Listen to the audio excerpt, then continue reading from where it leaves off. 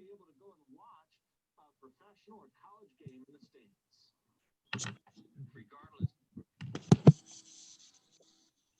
Oh, Kristen, I have one question. Yes. Do we have a different date other than December of when we might be starting up recycle? No, the last press release is that we will reassess by December 15th. Great. That's what I told another community. That's why I wanted to find out. Yeah. Thank you. Okay, so I think that we should get started. This is the November community meeting for the Upper Fells Point Improvement Association. I'm Liz Bement, president. We have Brian Seal. Brian, say hello. He's the vice president. Hey, yes. John Becker is our secretary. Oh. Joe Whitford is our parliamentarian. Say hello, Joe. Is Joe on? Okay, Pascal Patton, are you on? Okay, maybe they're not on yet. And he is our treasurer. So are there any people here that are new people that this is your first meeting? Hi, yeah, this is my first meeting. Can you introduce yourself and say where you live and? Yeah, so my name's Gen. I moved in about a month and a half ago. I'm on the 1700 block of Gough Street. Welcome. Who else? I'm also new.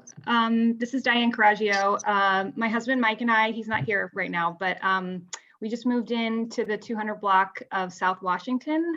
We bought back at the end of September, and we've been just living there for about 2 weeks. And I'm really excited to be a part of the community. Awesome. Welcome. Welcome. Thank you. I see some snaps. Thank you. Who else? Okay.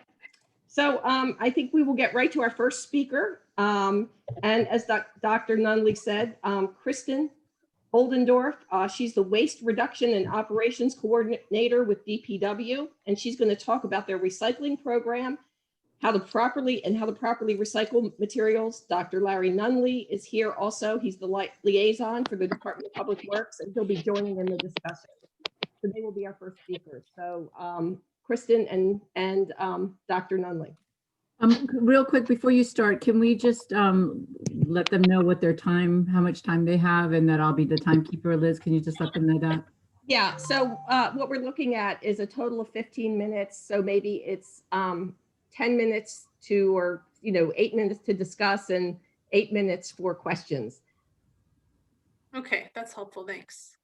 So yeah, thanks for the intro. I'm Kristen Oldendorf, Bureau of Solid Waste, DPW, and it's good to see many of you. I did live on the 1900 block of East Pratt for many years, I think like 10 years, maybe more. And I was actually vice president for about a year of this association. I now live in like South Baltimore, south of Federal Hill near Riverside Park. So different area, but I still try to get over to Southeast as much as I can. So I'm going to share screen now and give you this presentation, and I will try to go through this quickly. It is a decent amount of information. All right, so can we all see this?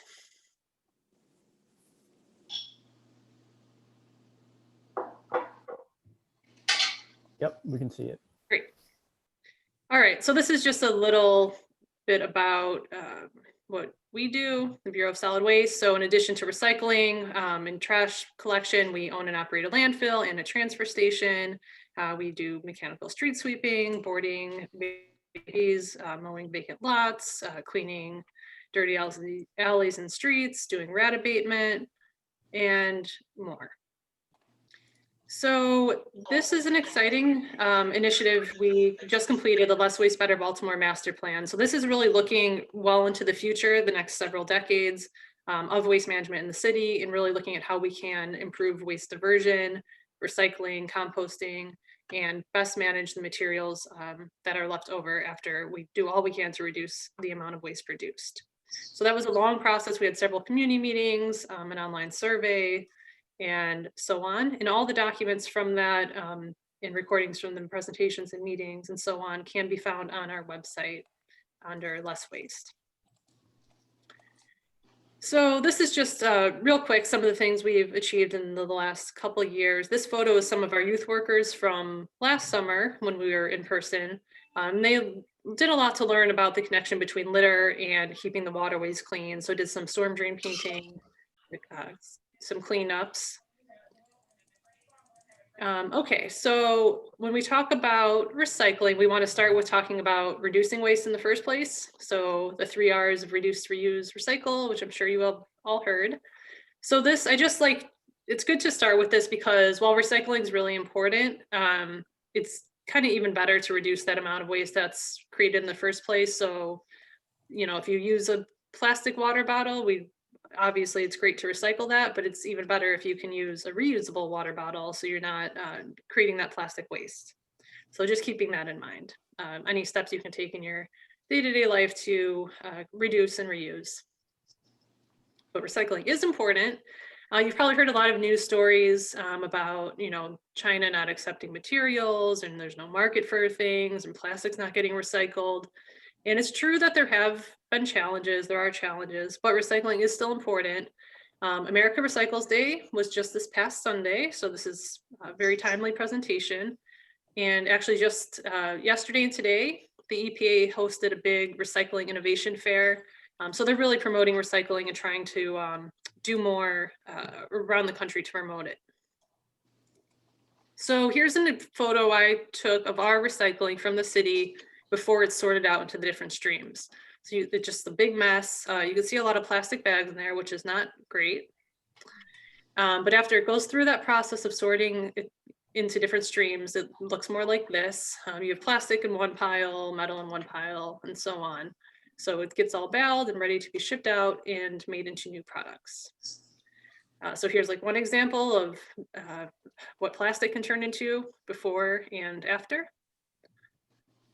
And so single stream recycling is what we and many others have, and that's just the idea that we are putting everything in one bin. There's a lot of advantages to that, but it also, on the downside, people get a little too comfortable sometimes and put like materials in that single stream recycling that don't really belong there, which we call contamination. So this is a flyer from our website. I'm sorry the quality didn't work very well with this, but in general, we accept you know, paper and cardboard, aluminum, metals, plastic and glass. The plastic, there were questions about like the numbered plastic. We and many people like in the industry try to avoid the numbers because they don't necessarily mean a lot. We try to talk more about the types of materials. So jars, jugs, and bottles are kind of the things to remember. Because the numbers aren't, there's no like real, I mean, it means something, but there's no real standard for it. So it's better to just think about the item type because a lot of things are kind of like an in-between item. So in general, like flimsy plastics, like what like blueberries might come in is not recyclable, but then like these more firm plastics, like again, the jars, bottles, jugs are recyclable. This is important, the unacceptable items. So you can see the pictures here. Some of our biggest issues are, believe it or not, paper towels, but especially plastic bags are a big problem. And that's because they tend to clog up the machinery at the recycling facility. You can see here, the plastic bags get into the machines and then the employees have to manually pull them out. This is also from our recycling facility. They actually have employees standing there. I'm sorry, I was trying to play this little video and it doesn't want to go. But they basically have people standing there who pull out the bags before they get into the stream. So all the recyclables should be loose in your bin or whatever container you're using, ideally not in a plastic bag. We realize this is a little difficult right now with the recycling drop-off centers, but we've seen that the quality of the recycling has improved significantly with these drop-off centers because they're actually staffed. So the employees working at the centers are actually directed to dump anything in a plastic bag out loose. So our material's looking like great right now because we actually have a little more control over it. So these are just other options for items that aren't accepted in the single stream recycling. There are other places to take them. And these are just some of the tools we have available on our website and places where you can get more information. And that's it. I tried to go quickly so that we'd have time for questions.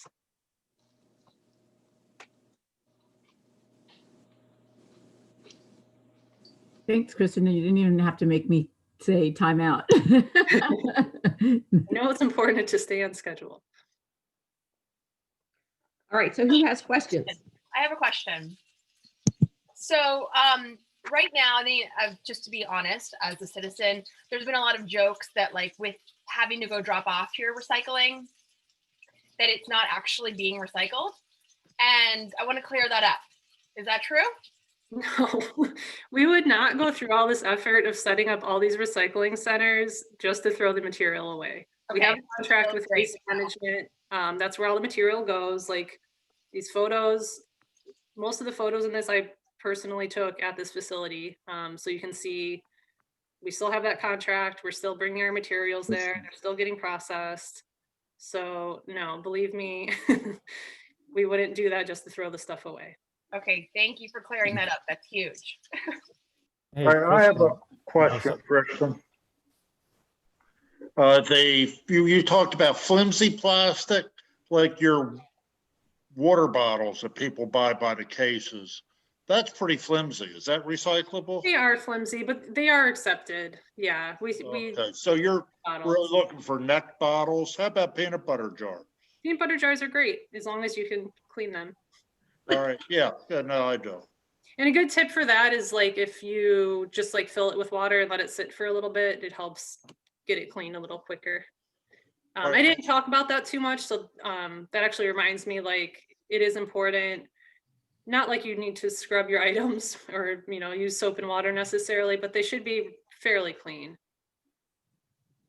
Hey, Kristen, this is Brian McGalley. I think so. I've been in communication with Dr. Nunley, and I forwarded a document this morning, and maybe you didn't get a chance to look at it or you didn't get a chance to see it yet. But it had a list of the acceptable items that's provided by DPW, also information provided by We Can Be More, and then also I looked at the Wheelabrador website too to compare the information, and there is some discrepancies, and I thought maybe this wouldn't be a good place to go through all of the list, and we can provide this information to our members after. But I was wondering if you had a chance to look at that. And also there were some questions. Yeah, I did receive that this morning. Thanks for sending that. I was in back-to-back meetings pretty much all day, so I didn't have a lot of time to like prepare written response or anything. But like as far as the different information, from what I saw that you listed, like basically it's the same. I can't speak for We Can Be More because that's a different private initiative. We don't direct what they are doing. But like the materials we have here, we've run by waste management. Like we coordinate with them about what's accepted or not. I think one of your questions was about glass. There's no limit on like the color of the glass. Anything's fine. Any type of like paper, cardboard is fine. Cartons are fine. So again, I'm sorry this is blurry, but the website has a better version of it, and I can send this out as well. Okay. Yeah, I mean, if you could provide that presentation, that would be great. And maybe we can I can just follow up with you after about some of the specific questions, and then I can share that information with the organization so that we don't, eat up too much time. Definitely. And I would highly recommend checking out our Recycle Right web tool because it's a little more interactive. You can actually type in different items. And it has a list, and it will tell you kind of tips for reducing waste. And if an item's not accepted in the single stream, it will tell you, that you can bring it to a drop-off center or do something else with it. Okay. And then I do have one question that wasn't included in that. And is there any way to quantify the amount of material that is being collected from, like a particular neighborhood like ours, so that we can get a better sense of, how good we're doing in terms of like the amount of material that's getting sent to landfills, in regular trash pickups versus what's getting picked up for recycling? And then further, is there any way to get a sense of like how much of the recyclable material is contaminated and is getting subsequently diverted to a landfill after it goes to the recycling facility? Because it's like we're talking in like really big abstractions, and it's nice to have like numbers that we can share with people so they get a better sense of like, I don't know, how we're doing really. Yeah, that's a great question. So we do, especially with the drop-off centers right now, we know the tonnage from each of those locations. So we know exactly how much we're getting from each.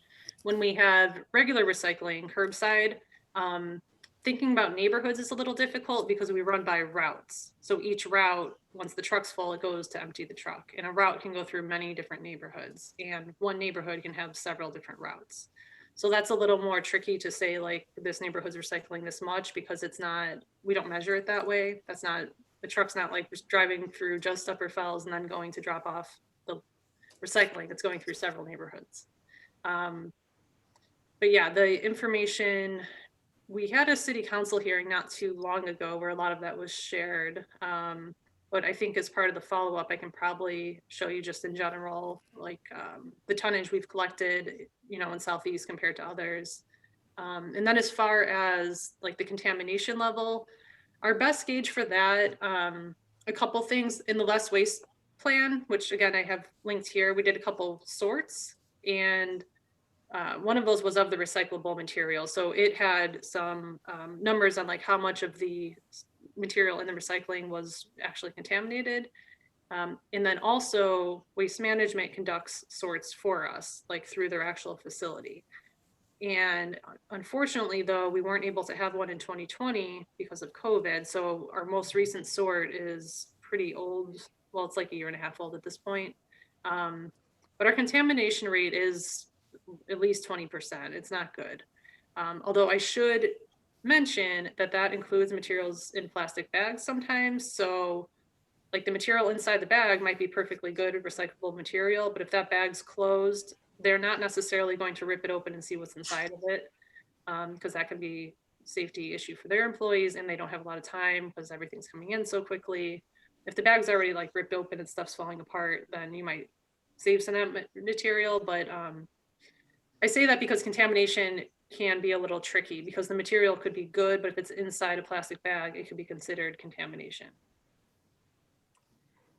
I feel like DPW needs to just make that information more available. The 20% is being diverted to landfills because people are not recycling carefully enough. And they're going through the effort of doing this, but they're not doing it correctly. And I just feel like you could, it just needs to be better communicated. I definitely agree. And there's a cost to it. It would cost way more to collect all this material, drive it out to Waste Management, and then they charge us a disposal fee for anything that they can't process as recyclable material. So if it's trash, it'd be much more efficient for the city to just dispose of it rather than send it to a private company to dispose of. And honestly, a little more, that's a lot of driving around of this material from one place to another. So that's not exactly environmentally friendly either. So it is really important to think about what goes where. And that's why we also say when in doubt, throw it out. Okay, so we have time for one more question. And I saw that Allison Dugdale had her hand raised. Allison? Yep, I did. What about things that are, can you mute yours? Things that are combination, like a paper, a cardboard half and half container with a plastic spout on it. Yeah, those materials are okay because once they get to the end point, they get separated out. They do. So okay. Something like that's fine. Okay. Thank you. Yeah, good question. And then I actually see one thing in chat. Are you able to take aluminum lids to pet food cans? I've gotten conflicting information. Yeah, as far as I know, I've never heard an issue with that. Okay. All right. Thank you. Thank you, Kristen. Thank you so much for being here. And Dr. Nunley, we have to get on to our second speaker. We appreciate your presence here and all the information. All right, thank you. And I'll share this presentation as a follow-up. Kristen, can you also put your email in the chat box? Yeah, definitely. Thank you. Feel free to reach out with any like specific questions. Okay, so our next speakers are from Wheelabrador, Mary Urban and Dr. McIntyre. They're going to answer general questions and speak on the emissions levels and impact on air quality from Wheelabrador's incinerator. So, Mary? Yeah, thank you so much. So a lot of you I know just from our support of the recycling drop-off containers recently. So we're going to continue to do that. Brian just sent me a couple dates. So we've been generally trying to do this We Can Be More, a project of Wheelabrador to talk about and educate around waste diversion, waste education, and recycling and things like that. I have Mike Dougherty on the line too. He'll just talk a little bit. I think, you know, Kristen kind of went through a lot of it, but we talk about waste numbers and Brian spoke on it. There's a huge waste crisis. There's too much waste. So anything we can do to start reducing, I think it's important. And that sort of aligns with our goals of being a sustainable waste management company. And so we're here just to answer questions. I do more of the community advocacy. We're doing a lot of different programs around cleanups and greening, green space, wooded recycling in general, and a lot of waste diversion. So I'm a contact, and Lisa has my contact. And in terms of the We Can Be More in the recycling, Kristen, just so you know, we'll change any of our materials. We tried to work with Be More Beautiful and the ECB board so that we were saying the same thing. So if there's any confusion on our end, we will switch things up. But we just want to be an added resource now that, you know, DPW has been hit with the COVID. So we've just been putting recycling dumpsters and monitoring them every weekend since that pause has happened. So I'm a resource for anybody that needs my contact. I'm happy to talk to people about anything Wheelabrador or waste that we can be a part of in community. So Mike Dougherty, are you on? Can you jump on and talk a little bit just about numbers and what we do before we introduce Dr. McIntyre? Thank you very much for having us tonight. Just a little bit about our plant.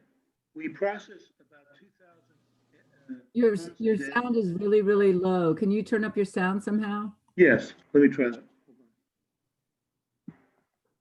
Let's see.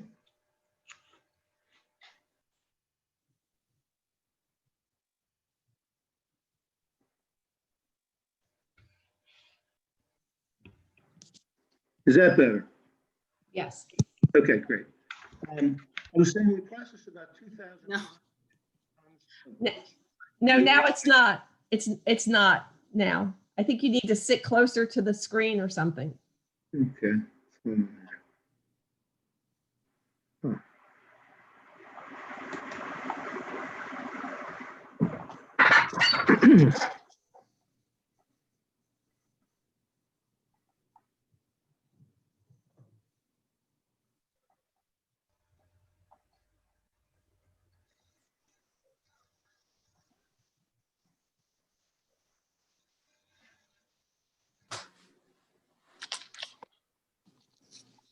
Did we lose him? No, I'm here. Is that any better? I hope.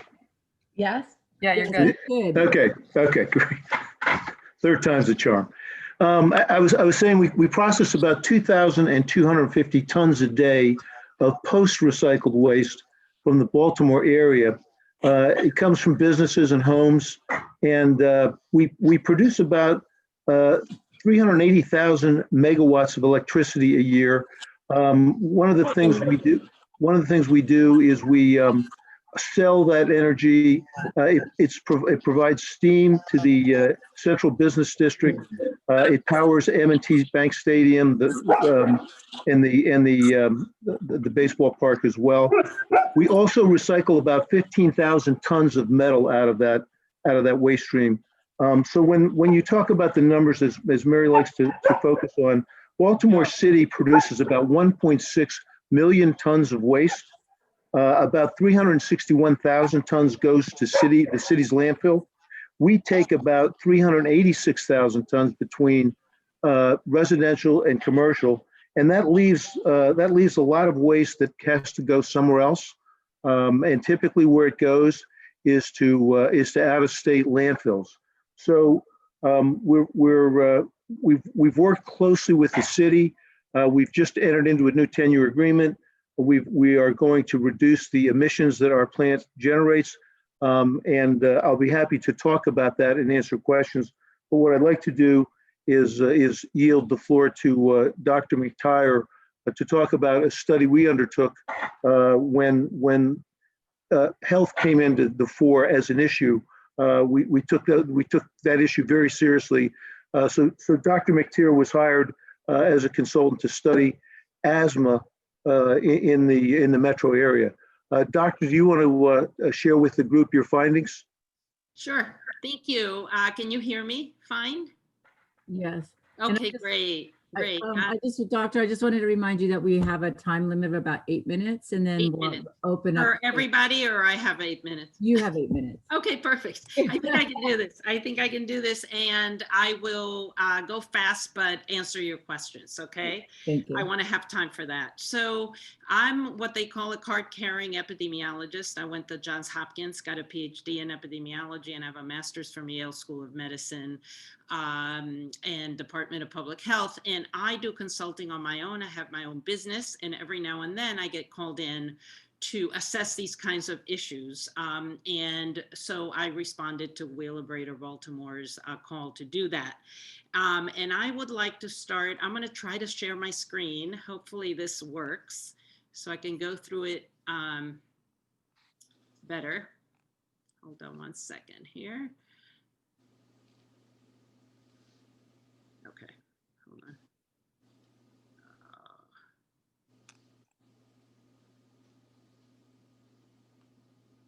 on. Okay, so I'm going to have a set of slides that I'm going to go through. Can you see this?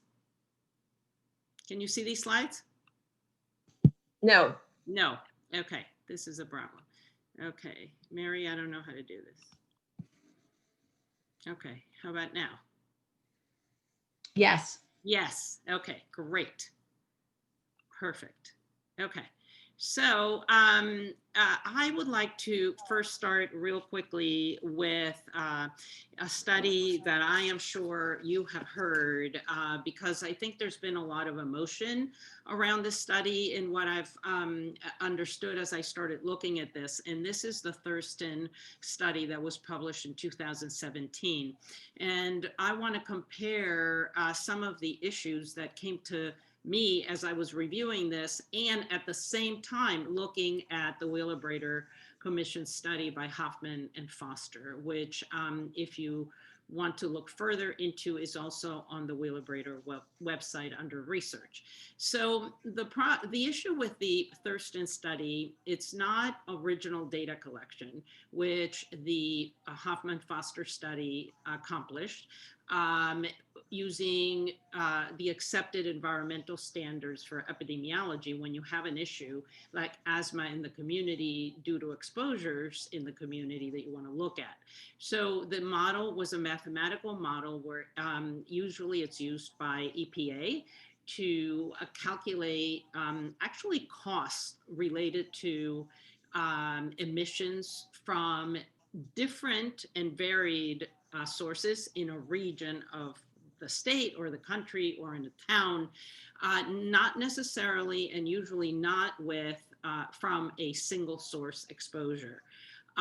What the issue is with me, it's just the facts that the inputs are not clear. So as an epidemiologist looking at this, trying to understand what Dr. Thurston did, it's really impossible to tell because he doesn't tell you what he puts into the model. He doesn't use actual health data for asthma.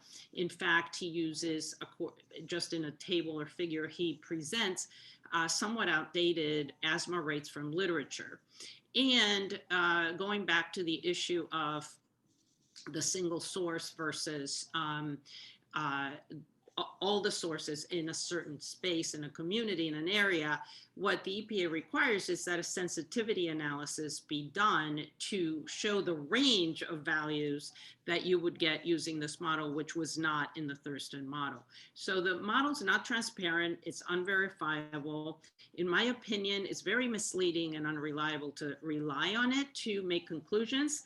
And I was interested in finding out more about this study from Dr. Thurston. I called him and emailed 3 times and I have not gotten a response.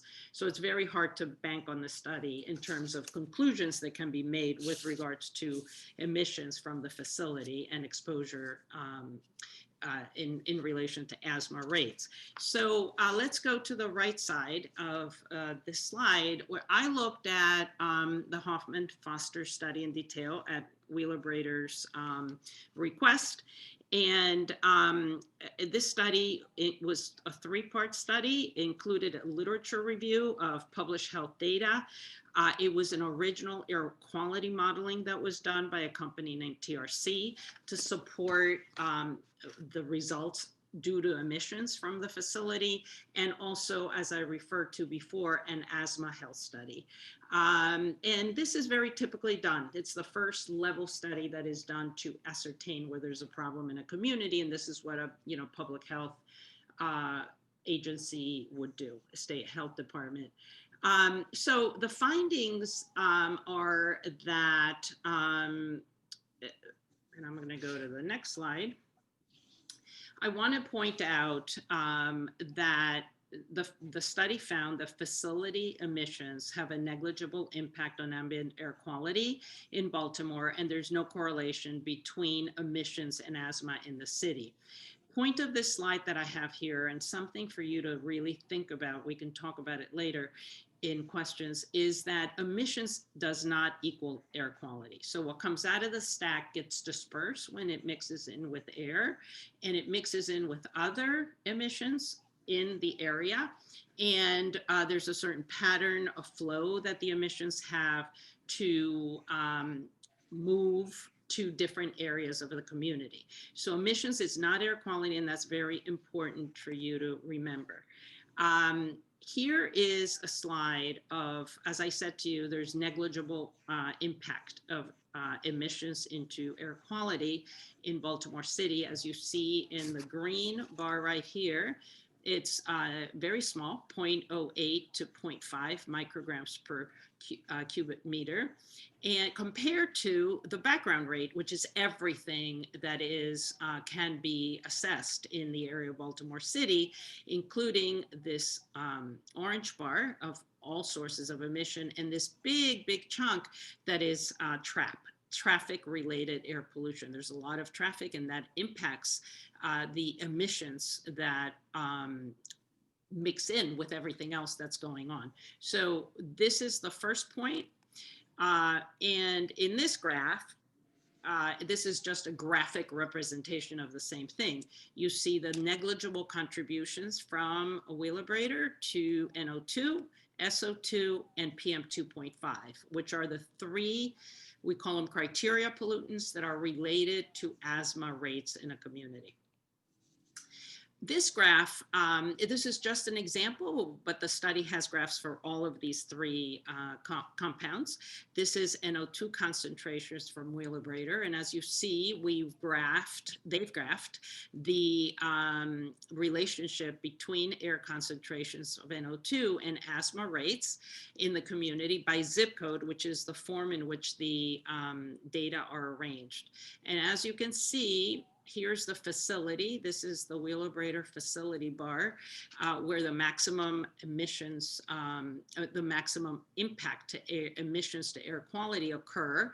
And of course, this has a low asthma rate. So there's no pattern. In epidemiology, we look for patterns, which would be depicted by this line, imaginary line here, and you see that these data do not follow a pattern. In fact, there are areas that are farther removed from the facility that have higher asthma rates. And you'll see in a minute something that looks like this, where here's just one factor or marker of what we call social determinants of health. In general, in the study, when they looked at social determinants of health, median income being one of them, you do see the pattern. You see the line that can be drawn through these dots, showing you that as family income increases, the impact to asthma rates is lower. So that at $20,000 a year. And Dr. McTire, I think we're close. So to Okay, timing. So I just want to. I'm almost done. Yeah, this is my slides, and I will close by saying that, in my opinion, as I look through this, I dispute the fact that Wheelabrador emissions have a negative impact on air quality for the reasons that I discussed, and I'm happy to answer any questions that you might have. Thank you. Who has questions? Hey, this is Brian. I have a question. So I'm curious about the pollution controls that are installed on the facility in Baltimore. So they have SNCRs, right, which are for NOx control, right? But there are, more effective controls like SCRs that would, minimize the stack emissions of NOx even further. What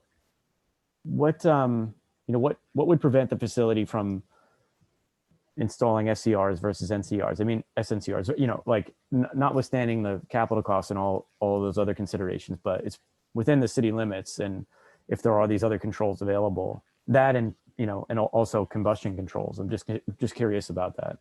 Yeah, so this is Mike. I'll be happy to answer that. I'm not an engineer, but you raise some great points. In the agreement we just entered with the city, we will spend $40 million, and we are planning on installing the name of the technology is called ASNCRs and PJFFs, and they are filter fabric bag houses and scrubbers. And our emissions after we make that installation will be the lowest in the East Coast, and certainly the lowest in the state of Maryland. So happy to share that information with you. But the city was very desirous of having reduced emissions, and we said, look, we can work with you.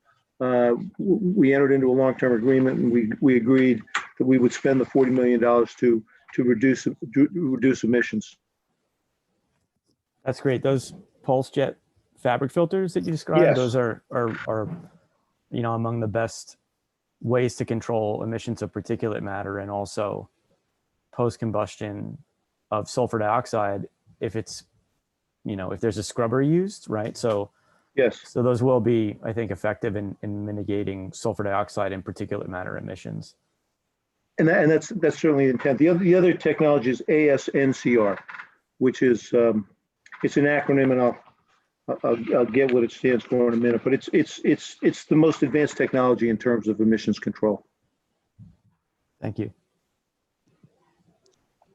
All right, other questions? We have a question actually in the chat. It says, if these tools have been available, why haven't they been implemented prior to this new long-term agreement? So, that's a great question. We're a heavily regulated industry. We comply with MDE, with US EPA. And when you look at the 35-year history of the plant, we've continued to reduce emissions. What brought this most recent watershed moment to bear was the city council had passed legislation that required us to lower emissions. We challenged it because we felt that those regulations are more appropriately promulgated by MDE. And you certainly don't want to be in a position where you were suing your customer and your host community, and that's where we found ourselves. So the long story short is we are where we are as a result of the fact that our customer wanted air that was better than the regulatory statutes, and that's where we are. We when the smoke clears, excuse the pun, we listen to our customer. Thank you. Are there any other questions? Where did you say the $40 million came from to enact those better filtration? Is It it from? will, it's going, the company is funding the $40 million. Wonderful.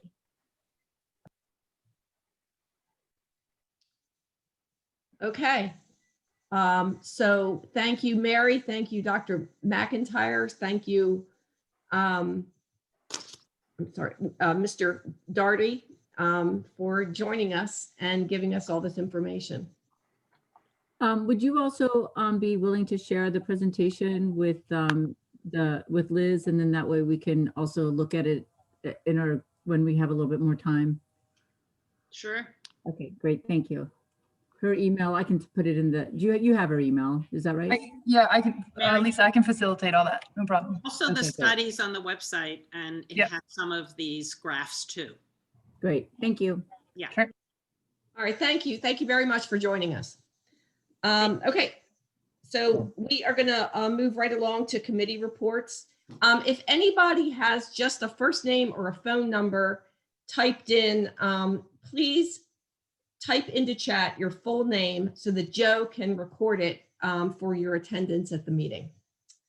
We're going to move on to Pascal to give us the treasurer's report.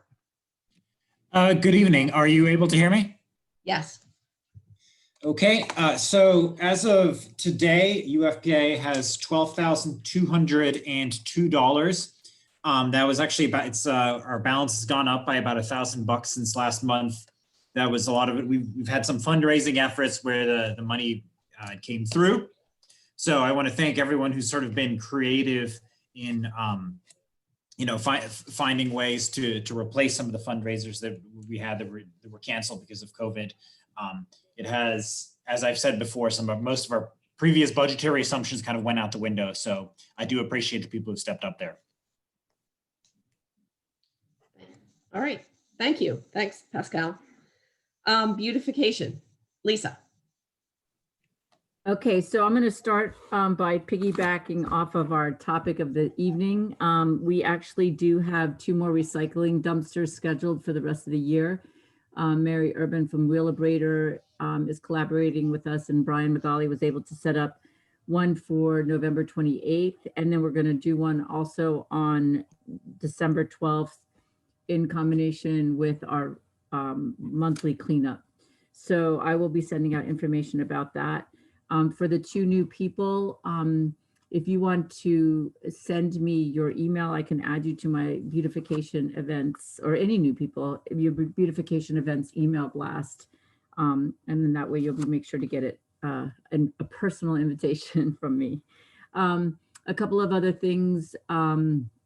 We are hoping, this will be discussed at the board meeting among the board members, but we're hoping to be able to invite in January, the Neighborhood Design Center to speak at our meeting to present their ideas about how to spruce up the Lady Day Way, the 200 block of South Durham Street. And so they know that they are thinking about coming and presenting their ideas. There's a group of about 5 individuals, designers from all different backgrounds who are going to be putting together something.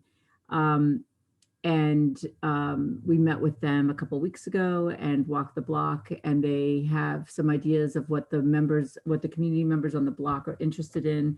They're also wanting to put a survey together for the larger community. And so we're waiting for that. And once we get that, we'll share that with you, and you can give some feedback. The other thing is that the medallions, the mosaic medallions are finished. There's actually 20 of them, and they're beautiful, and they're now in the process of being grouted or mortared. And so our goal is that they will be installed in the spring together with fencing once we identify the 18 prime locations for the medallions. And I'm trying to think of what else. I put it on the agenda, but I didn't pull it up. No, I can't remember what else I'm talking about. I think that's it for now. The 2 recycling dumpsters coming up. The neighborhood design center with Lady Day Way, the 200 block of South Durham Street. Oh, I know what it was. We're trying to submit a kind of a group, a batch order of stump grinding for our neighborhood. So there's a group of us who have been going around and trying to identify all the stumps and dead trees, like the really dead trees, so that we can get them cut down by the city and then possibly plant new trees in the spring. We have a good sense of where they are, but if you have a stump on your block or in front of your house, if you could just email me at beautification@upperfellspoint.org. If it's a stump or a very dead tree, some of them are in the process of dying. We don't cut those down yet, but if it's definitely a dead tree, if you could let me know so that we could submit it to 311 and it will be a batch, and hopefully we'll be able to get the forestry department out to take them down. And then the last thing is, if you have a tree pit in front of your house that you think needs expanding because it's small and the tree has outgrown it, or if you would like a new tree pit cut on the sidewalk in front of your house, if you could email me that too, that would be really helpful. Beautification@upperfellspoint.org.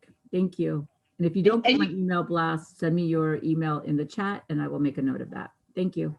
And you want to thank Mark for the use of the... Mark, the machine has arrived. It's a, Mark Hoffman has donating his personal leaf vac / mulcher. And it is quite the machine. And they were out, not me. I was just laid back in my chair, but they were out sucking up all the leaves on Saturday. It was quite an endeavor, and they look like they were having a great time. So if anybody wants to help with that, let me know and I'll connect you with Mark. Thank you. Thank you, Lisa. Thanks, Liz. Community garden, Jan. Okay, hi everybody. The garden, well, the season is winding down, so we're cleaning out our plots, sadly. But anyway, we have UFP glasses, totes, note cards still for sale. They're great gifts, so check it out. Let me know if you want any. And the funds raised from those help maintain the garden. I'm also the newsletter chair, so I'll go right into that too. For sponsor news, many of you know Joshua Espinosa and Eric Franklin. They are quite the musicians in our neighborhood, and they are starting a music academy for piano and guitar lessons to start. And they will be located in the Julie Community Center, and lessons will start in late January. The lessons are one-on-one and will be in person, but you know, you will have to wear a mask and do the social distancing. But they have a new ad on our website under news tab. So if you're interested in learning to play, or maybe need a cool gift item, check out their new ad on the website. Also, the Corner Theater is really struggling with paying their bills for building maintenance. So they've set up a monthly donor program. So if you're able to help with that, check out the ad in the newsletter or on their website. Water for Chocolate now has a pickup window. If you order to go, you don't have to go inside anymore. You just come to the side of Wolf Street. They're also offering a prefix dinner option. So both are on their website if you're interested. You know, most of our sponsors and a lot of the local businesses are really struggling now with COVID, and now the governor, and the mayor have also mandated stricter guidelines. So if you can help out these businesses by buying something to eat or a gift card or something like that, please help support them.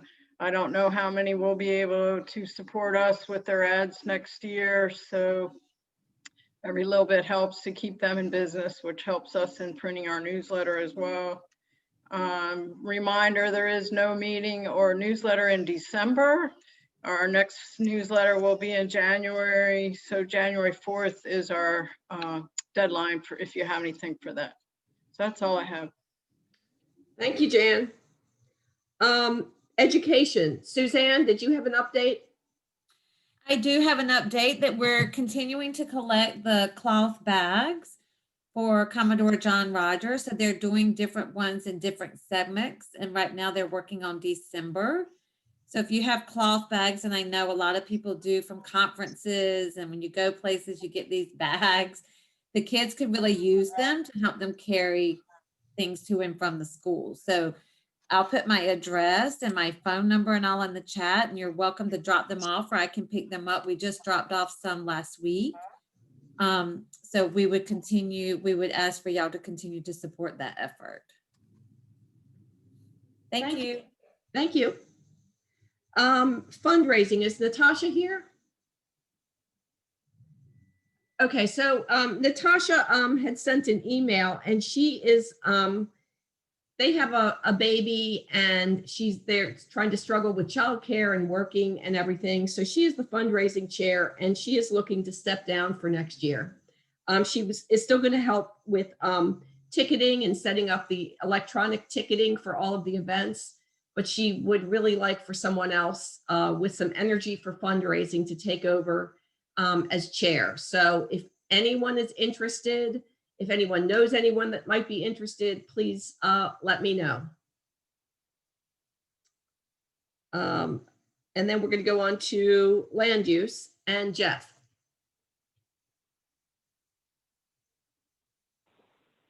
Hi, everyone. How, can you hear me okay? Yes. All right, thanks.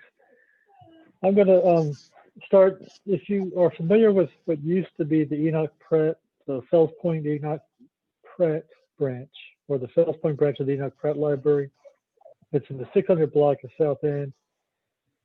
And that's part of the city put an RFP out for redeveloping a number of properties that the city owns, and that's one of them.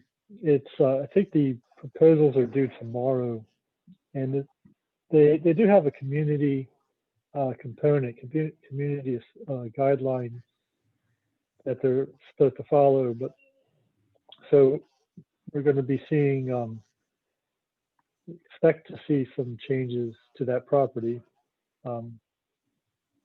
So, which hopefully they're going to be things that are accessible for the community.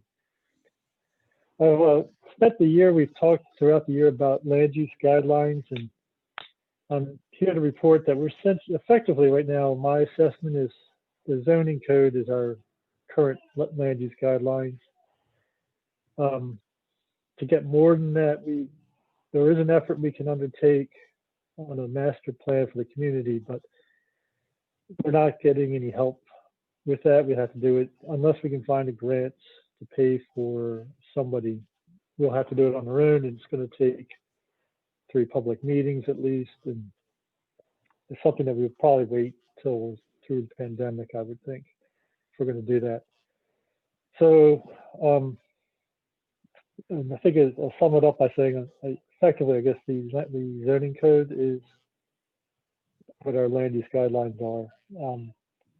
I might be being a little pessimistic saying that now, and maybe we'll change that tone next year, but that's basically how I am summing it up right now. After all the work, we had a lot of volunteers gave some ideas on things we would like to see, but we really won't have much ability to enforce them unless we go through this role with the city through master plan. And echoing what Jan said, I know some of you may have noticed, and I don't know what the current status of what used to be Canella, but Pauline, who was working on that restaurant or that establishment, last I checked, she's basically waiting to see, she's concerned about opening during the increase in infections. So she's been putting off opening. And one of the interesting things with the pandemic, I saw, if you guys saw the chat, our community liaison for the liquor board sent some attachments. But all these establishments have been doing what they can to survive, and outdoor seating was one of them. And right outside our boundaries is, I think the 500 South South Wolf, the Catalinas, Tex-Mex. They recently got a $100 fine for having their door open, playing loud music in August, 2 incidents in August. So Liquor Board is enforcing some of these regulations. I know when it, so these establishments are struggling to navigate all these rules and stay open. So like Janet said, if you can, think about them and see if you can help them. And that's all I have. Thanks. Thank you, Jeff. Yeah, it would be a good time to, if you're, home for Thanksgiving, to order out. There's so many places that have all kinds of catering and Thanksgiving dinners, and that might be a good time to support some local businesses. Liz, I have a question for Jeff real quick. Yes. Okay, Jeff, could you just restate what you said about the land, where we stand with the land use guidelines, and the enforcement, because we really never were able to enforce our guidelines. We just used them as a guideline of whether we would support or not support certain development. So can you just explain exactly where we are with the, like, I was confused a little bit. Okay, yeah, so we do have we had written guidelines before to try to say what we would support versus not support. And we could easily say, we could always make a list of what we would support in a proposal for development. So we're talking about items like, somebody wanted to demolish a perfectly fine building, row house, and build a brand new house on the property, and if they want to build a 5-story house, we had guidelines of things we would support. But when it came to, if we didn't support it, the best we could do is it was, our lack of support didn't have much weight with the zoning. So it ultimately didn't seem to really benefit us. I mean, we could talk to a developer about things we did or didn't like, but we didn't have much means to enforce it. And the city told us that, they really can't play deference to communities' preferences based on when it comes to the law, which the law went through, the zoning code went through the rulemaking and just got a legal document, so that developers would sue the city if they tried to defer to a community's preferences. So as long as they're exercising their rights, the city would not give us a hearing, or is not likely to deny a developer's request. So yes, we could still develop our catalogs. One of the issues with, we were developing ideas of what people want to see more of, or want to stop doing, or want to encourage. But we wanted to see if we could get the full community represented in that effort. And that's where we were trying to find help from the Neighborhood Design Center, because it was amounting to a select group of people saying what they liked. Okay. And there was concerns that we weren't being very equitable with that. So, but we want to do that. We can still try to get a master plan or try to get further outreach with the greater community. And then we might be able to make sure we're hearing from everybody and giving deference to everyone. Okay, thank you. That's sort of why I say that. You're welcome. Okay, thanks. Thank you, Jeff. We're going to move on to safety and Matt Barnes. Good evening, guys. Just a quick update. We're still looking for some block captains to fill out our community grid. I think we have 6 or 7.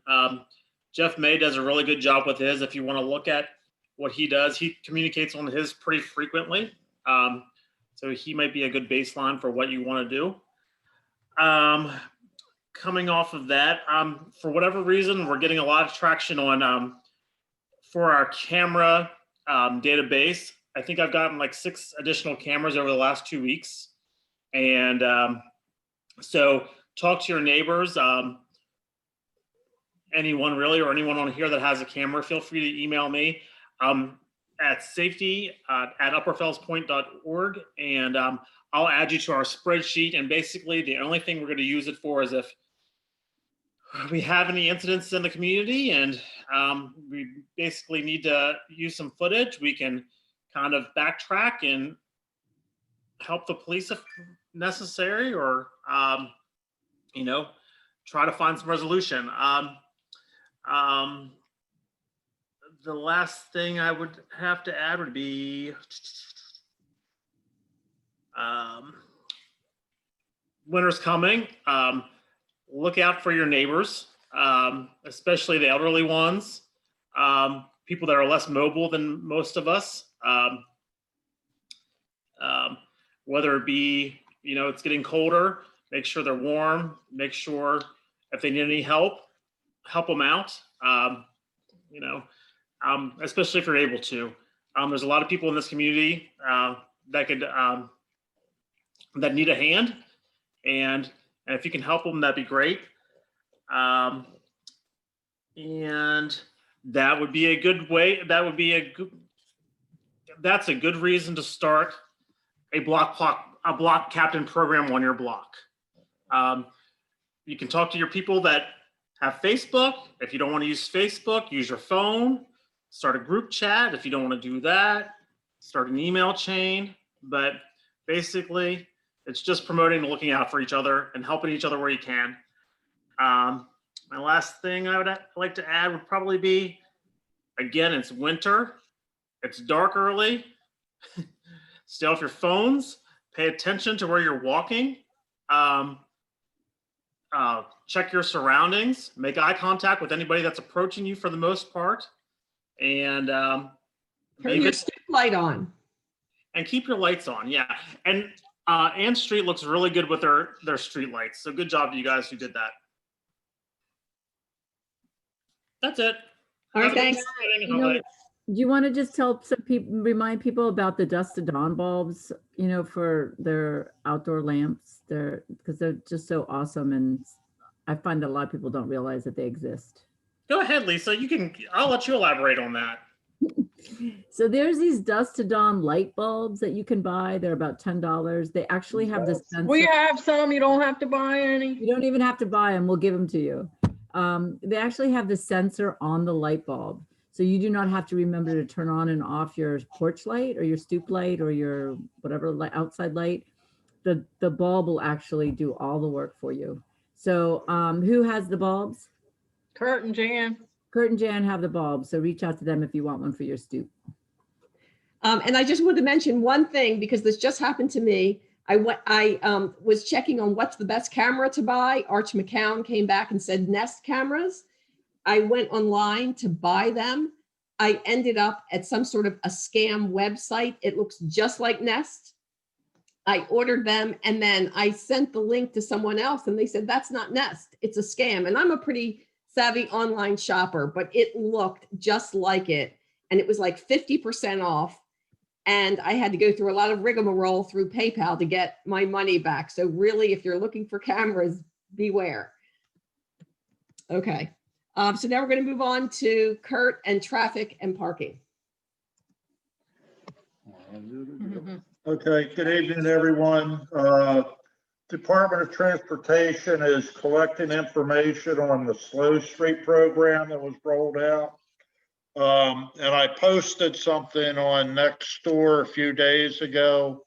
It's a Survey Monkey thing that will go directly to Department of Transportation. And it was also put on the Upper Fells Point Facebook page today. So, please take a couple minutes and, give your thoughts, whether you like it, don't like it, whatever. Just, I don't know, let them know whether you want to see it continue or expand, etc.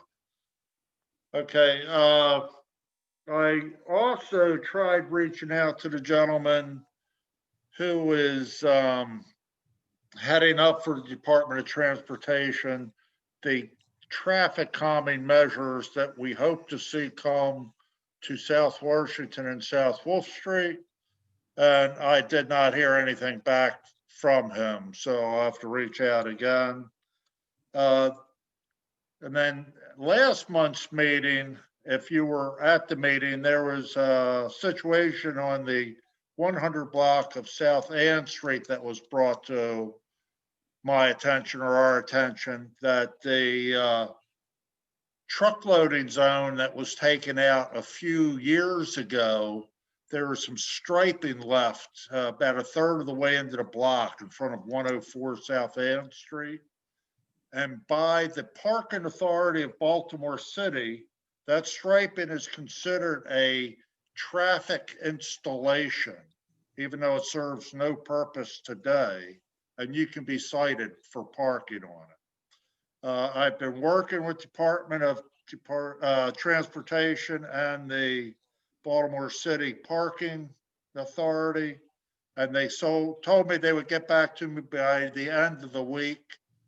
And I sent an email out today, and I still have not heard their resolution.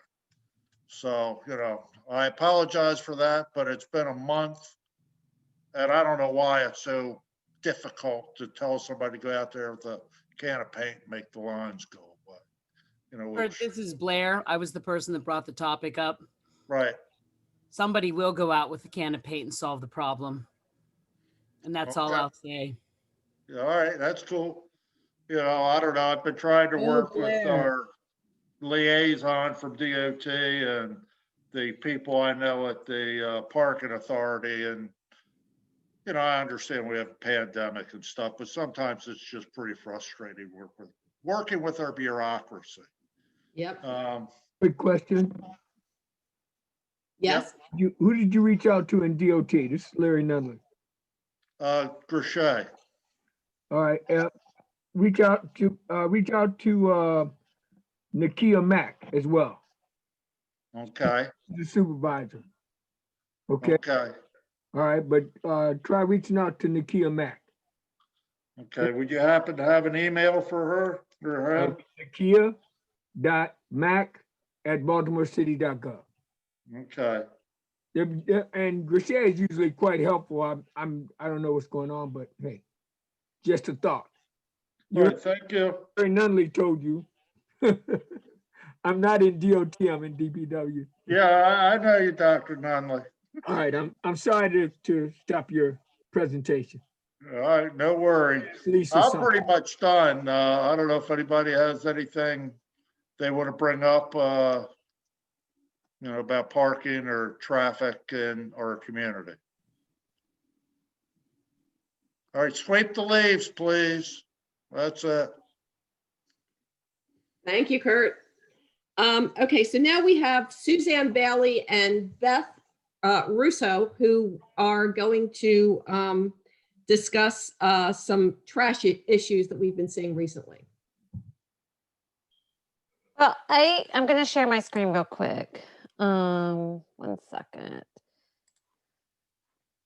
So I think most people, if you weren't aware, now you are aware that on Wednesday, there was a holiday, and in Baltimore City, when there's a holiday on trash or what used to be recycling days, it would be picked up on Saturday.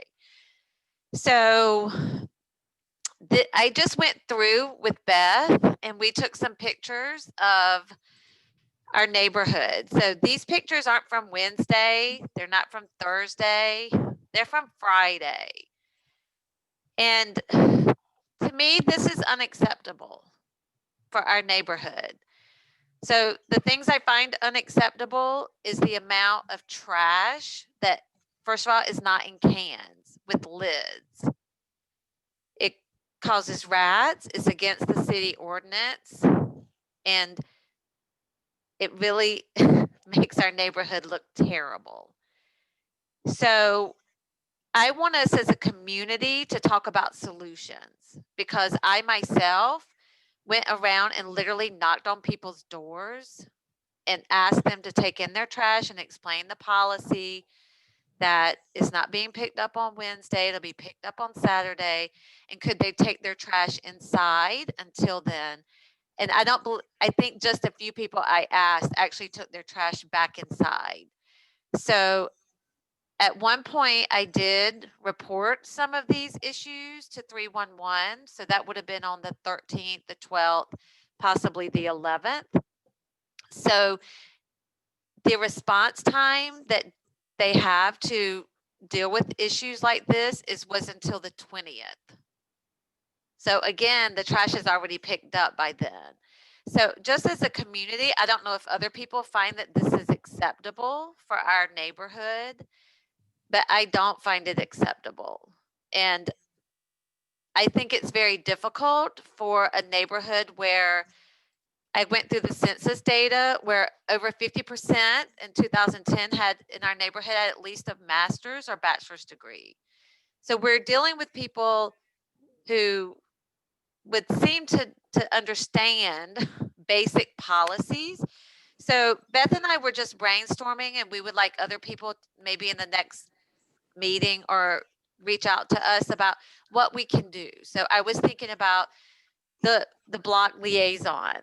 So maybe the block liaisons can make sure that their block knows there's no trash pickup. It feels like a lot of the people may be tenants. So for landlords to take more responsibility, and also for us to have more education around having cans with lids that close. And I posted it on Nextdoor. We were actually walking down Ann Street and a worker was getting a can to put and a rat jumped out of the can because it didn't have a lid.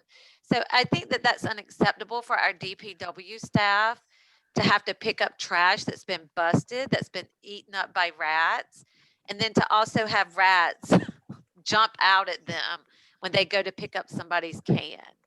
So I don't know if other people have comments on how we can resolve this issue, but I don't see any reason that we have this amount of trash in our neighborhood. And when I walked around myself, a lot of the bags had already been busted up. So literally I took one picture of the trash that was left after the trash was picked up. So most people who know me know that I'm really into reducing trash. There is a crazy amount of trash for a week in our neighborhood. And I understand recycling and all that, but we do cleanups in this neighborhood, and I understand cleanups, but really I want to see more prevention. We should not still be doing cleanups on the 1800 block of whatever for years and years and years when this trash issue continues, in my opinion, to grow. And I understand with COVID, there's more trash, but what can we do as a community if people feel like there's a need to resolve this issue? And I even put notes in people's houses, reminding them if I couldn't get them. But even then, some people, it's I don't like to confront people, and some people were aggressive. Okay. So there's Suzanne, there's a note in the chat. Yeah, I see. Okay, Yeah. that we should, and honestly, I think that this, trash reduction is a huge endeavor of the beautification committee. So I think that, I'd be more than happy to, we could work together on this as a committee. We would all obviously need more help from people from the community association, but any kind of, it kind of fits under beautification because our main two things are trash reduction, litter reduction, and greening. So, And I would like to see more from DPW, such as a sticker or with the holidays, or if there's not going to be pickup next week, to put a sticker on a trash can. Or it shouldn't just be up to the community to clean up this issue.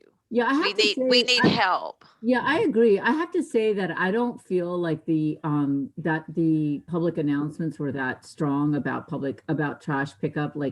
There's neighbors that I know that are elderly, that they don't look on social media, they don't look on Nextdoor, they don't get my emails. But I sent, we posted it on Nextdoor, we posted it on Facebook, we posted it on, we sent out email blasts. But then for those communities, I think there should be a public announcement made by, the news and the DPW and whatever, that, yeah, no trash. And if you put it out, you'll be fined. I mean, there's got to be. But they're not going to be fined because it takes at least 7 days Can I say for something? DPW, according to 311. Can I say right? something on that? Hello? Yes, yes, you may, Larry. Yes, I'm from DPW. I'm your liaison. Okay. First of all, what happens when you call it into 311? Before DPW even touches it, code enforcement comes in the next day and writes up a notification to notify the people that that their trash is illegal. Okay. Just having a lid, not having a lid on your can is $50. Not having your trash in a can is $50. So if there's just a bag and they open it up and find somebody's address or whatever, then that could be a fine of $150. You're talking about renters, it would go to the owner of the property. Okay. I wouldn't advise you to keep knocking on people's doors simply because when they do get a fine, they're going to come to you. And I'd rather not them come to you. So in the future, if you have those issues, if you would shoot me the email as well as, the picture and the address, if you already called in, I'll follow up on the confirmation and see if we can get somebody out earlier than the normal pickup so we can get those things up, because once the rats come, you're going to be in big trouble all over. Doesn't have to be your house, could be your next door neighbor's house. But I'd like to help. But if you keep knocking on people's doors, somebody's going to key your car, they're going to do something to you when we come through and maybe you didn't even call in on them. So I'd like to help. So somebody else, Larry, somebody else in the chat wrote that enforcement of the laws with a citation is a deterrent. So I think that maybe we could provide some guidelines for people to just put in a 311. Well, that's what I'm saying. That's 311. Right. But code enforcement comes first. We can't touch it until code enforcement comes. Unless you get it to me, I can usually work some things. But also, since you send out a monthly flyer or whatever. Am I correct? We have several. We have a monthly newsletter. We have kind of a bi-monthly e-blast, and then I have my own group of people who have said they want to get updates. So yeah, we have we have Nextdoor. Since you do have some seniors that don't Nextdoor, that maybe the only thing they get is that one piece of paper from you whenever they get it. I didn't realize that certain holidays came up either. Okay. So I went to the city website and said holidays for Baltimore. And I did it because I thought about going out of town, but COVID says no. So every holiday is listed. So it may be something just like you put my name and number down, it may be something that you want to put in your notification so that when you're handing out the flyers, the people actually have something at the beginning of the year or the middle of the year, whatever, tells them that, hey, this holiday's coming up, please pay attention. They're going to be closed and it won't be picked up until the next Saturday. But that's just a thought. I mean, I can only reach out and help you as much as you want to be helped. I don't see our seniors. I would not like to see our seniors get citations if at all possible. But whatever I can do to help, just please let me know. So if you would put your email address in the chat, that would be helpful. And then I'm going to send you some 311 that I put in. And if they came out the following day, that trash remained on the street. So maybe they did and the people just ignored it. But okay, I'm going to jump in here. This is kind of where I'm trying to push the block captain or the block liaison format. You don't have to know everybody on your block, but if you know a third of them or a quarter of them, or you have a decent structure of your block, that person might know the person that's next door that doesn't have social media, that doesn't have email, that doesn't have a way to communicate. You don't have to know everybody, but get on a phone chat. I mean, if you have 5 or 6 people on the chat, or 5 or 6 people on your block, those people can talk to the people that are directly beside them. And that's kind of how it spreads. I mean, it's a pain to organize this and do it, but it's not rocket science. And if someone just goes out on your little block and knocks on a door or 6 and gets us 5 or 6 phone numbers or 5 or 6 emails, that is enough to kind of make it spread. Think of it like a rumor or gossip. It's really easy. I mean, it's not hard. You just have to do it. So I mean, I do that all the time. Like for when the trash wasn't collected, I went and rapped on doors and said, hey, do you know that it's not going to get collected till Saturday? And they would be like, oh, thanks. And some people weren't home and they didn't do it. And I put it on as on our 300 block of South Chapel, letting people know. And I also have flyers for people that leave their trash cans out. And it says, please keep our neighborhood beautiful and avoid a $50 fine. Take your trash can in, because new people moving in, they don't know. And usually that's all it takes. And with the next trash collection, they'll take it in. They didn't know.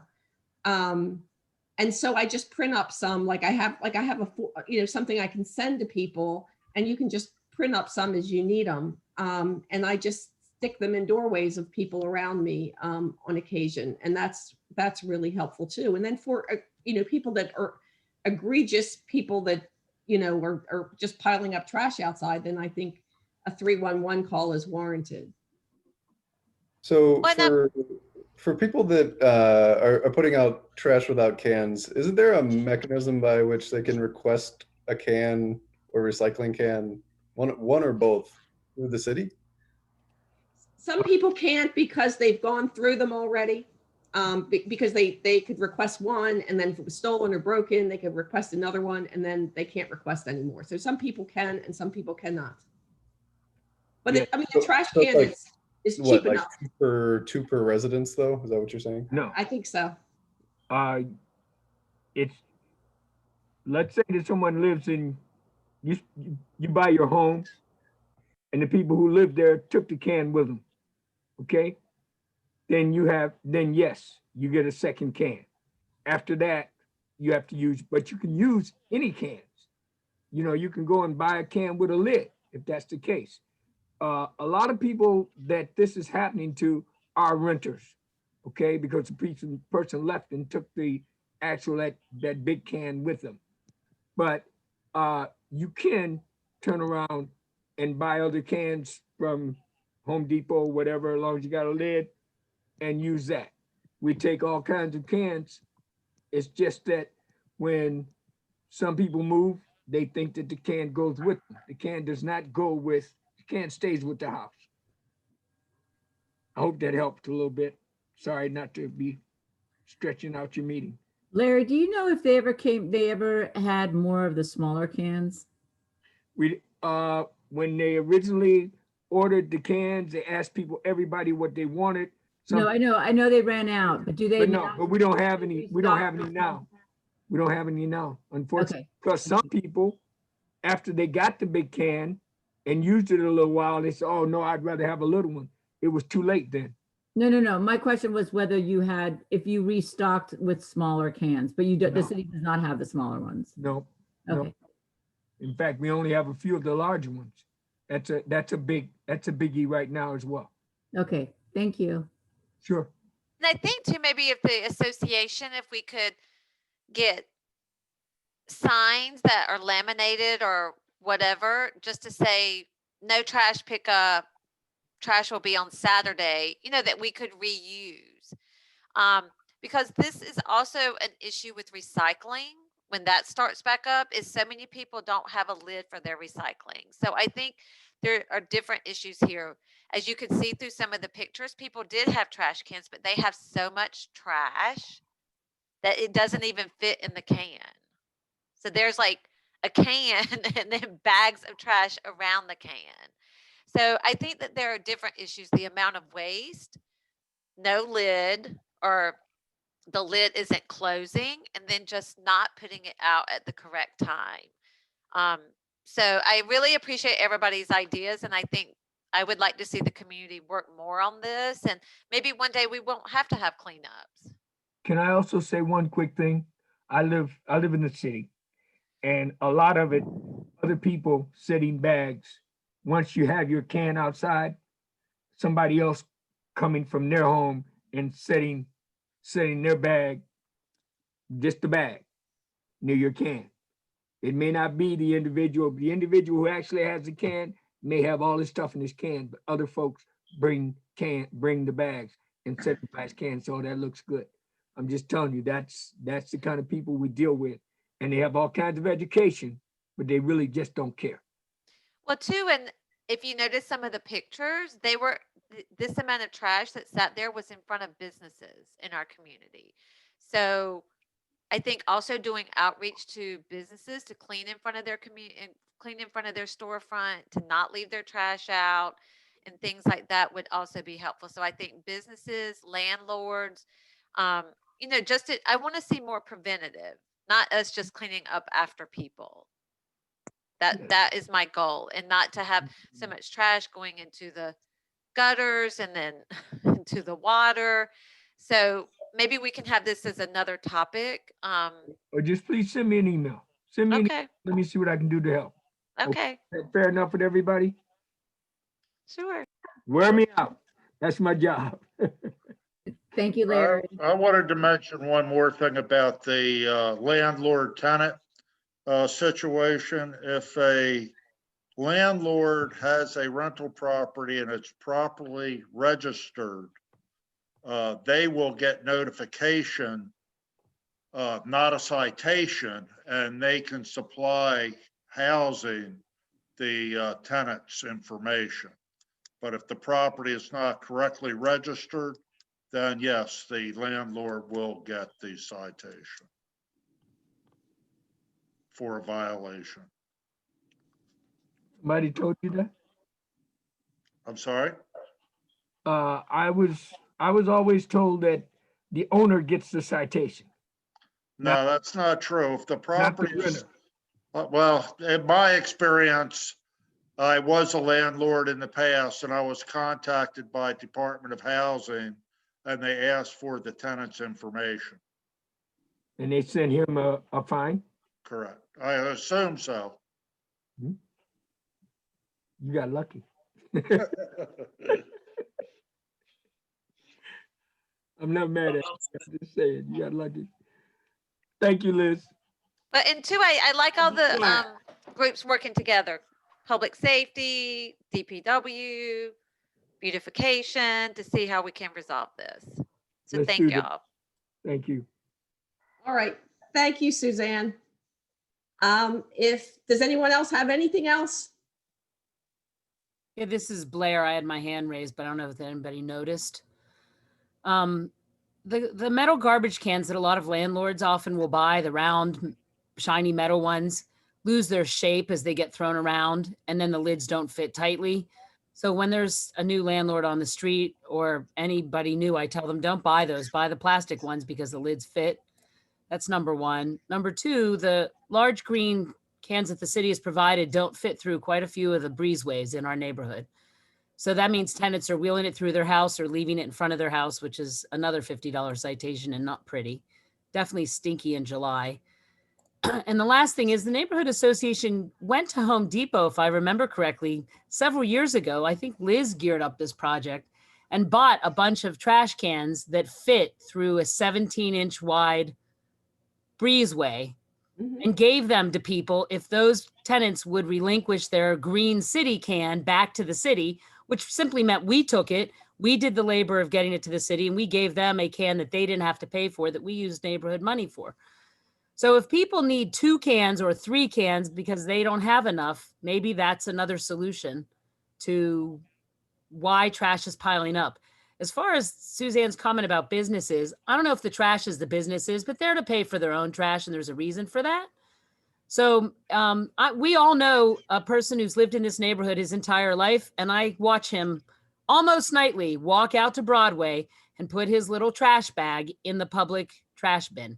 He never has trash because he puts it in the public trash bin, which I thought was for people who were walking by to put their styrofoam cups or whatever it is that they're using.